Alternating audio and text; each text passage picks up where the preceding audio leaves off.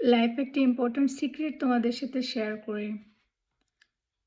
৩-৪ বছর বয়স থেকে পরিবারের ফুল টাইম ওয়ার্কার হিসেবে কাজ শুরু করছি। সেই ঘুম থেকে সকালবেলা উঠা থেকে শুরু করে রাতের বেলা ঘুমোতে যাওয়া অবধি। মানে মাঝে, মাঝে দেখা যাচ্ছে না ঘুমিয়েও কাজ করতে হতো সংসারের ব্যাপারে।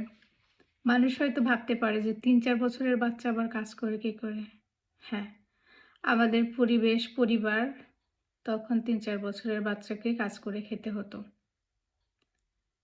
এরপর ক্লাস 1, 2, 3, 4 মেবি 2 থেকে না 3 থেকে উপবৃত্তির টাকা পেতাম মাস গেলে। মানে আমি বলতে চাচ্ছি কখন ইনকাম করা শুরু করছি। ক্লাস 7 এ যখন উঠছি, 7 এ উঠার তখন থেকে আমি টিউশনি করানো শুরু করছি। মানে আরেকজনকে পড়িয়ে টাকা ইনকাম করা, সেই টাকা ফ্যামিলিতে কন্ট্রিবিউট করা। এখন আসছি দেশের বাইরে। এখনো ইনকাম মানে শালা টাকার পেছনেই ঘুরতে হচ্ছে।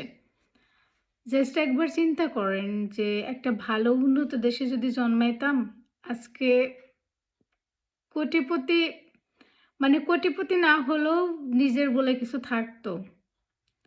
এমন একটা দেশে জন্মাইছি যেখানে জন্ম থেকে বের হওয়ার পরে কাজ শুরু করছি। আজ নিজের বলতে কিন্তু কিছুই নেই। না আছে গাড়ি, না আছে বাড়ি, না আছে কিছু। মাঝে, মাঝে খুব আফসোস হয়। এদেশের ছেলেমেয়েরা এত ছোট, বেশি আমার থেকেও বয়সে ছোট। বাবা-মার থেকে এক পয়সাও নেয়নি। ২০-২৫ বছর বয়স। অথচ তাদের নিজের একটা ফ্ল্যাট আছে, নিজের একটা গাড়ি আছে। এটা বাপের টাকা, মায়ের টাকা নিয়ে না, কাজ করে। আমি মাঝে, মাঝে মানে বলি যে আজকে যদি এই দেশে আমার জন্ম হতো, তো আমার এই বয়সে আমি যতটা কর্মঠ, যতটা কাজ করতে পারি, আমার কাছে কাজের মধ্যে কোনো নেই। রেস্টুরেন্টে কাজ করি, মানে জাস্ট রেসপেক্টেবল honest ওয়েতে কাজ করতে পারলেই হলো। যেখানে কাজ করতে গেলে কেউ আমাকে ডিস্টার্ব করবে না। বিশেষ করে অ্যাসল্ট টাইপের যে ডিস্টার্ব। বাট আমি সব ধরনের কাজকে রেসপেক্ট করি। তো মাঝে, মাঝে ভাবি যে এখানে জন্মালে আজকে এই বয়সে আমার সবই থাকতো।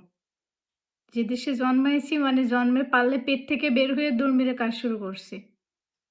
অথচ কিছুই নেই। এটা আমাদের অনেক one kind of আমরা বলতে পারি যে আমরা লাক। লাক লাক খারাপ দেখে আল্লাহ তাআলা ওই জায়গায় ফেলছে। আর ওইখানে ফেলছে বলেই জন্মানোর পর থেকেই স্ট্রাগল করতে হয়।